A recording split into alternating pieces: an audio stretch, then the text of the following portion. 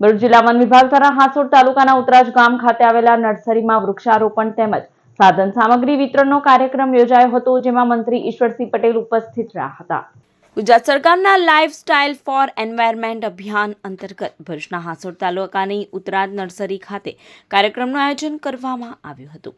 કાર્યક્રમ દરમિયાન entry point, પ્રકૃતિ હેતુલક્ષી સાધનોનું વિતરણ, વન વિભાગના સરકારી વાહનોનું લોકાર્પણ તેમજ વૃક્ષારોપણ કાર્યક્રમ યોજાયો હતો।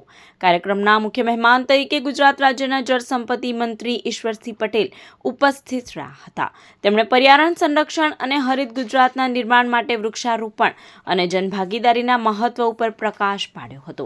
આ કાર્યક્રમમાં વિશેષ અતિથિ તરીકે ભરૂચ જિલ્લાના વન સંરક્ષક આનંદ કુમાર, નાયબ વન સંરક્ષક ભાવના દેસાઈ, મામલતદાર RM મકવાણા, તાલુકા વિકાસ અધિકારી BV વસાવા, તાલુકા પંચાયત પ્રમુખ વિશાલ પટેલ તેમજ અધિકારીઓ અને ગ્રામજનો ઉપસ્થિત રહ્યા હતા।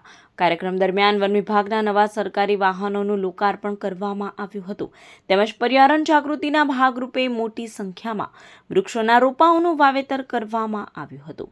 સાથે સાથે પ્રકૃતિ સંરક્ષણ માટે ઉપયોગી સાધનોનું વિતરણ પણ કરવામાં આવ્યું હતું।